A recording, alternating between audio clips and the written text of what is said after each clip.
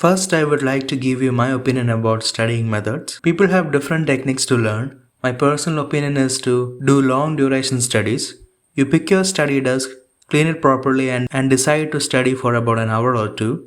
Do not take gaps in between because the hardest thing is to start, and once you start, do not think of stopping it. Have some snacks on the table or a bottle of water. Decide that you won't get up until you finish a set of chapters. Now coming specifically to GCSE math.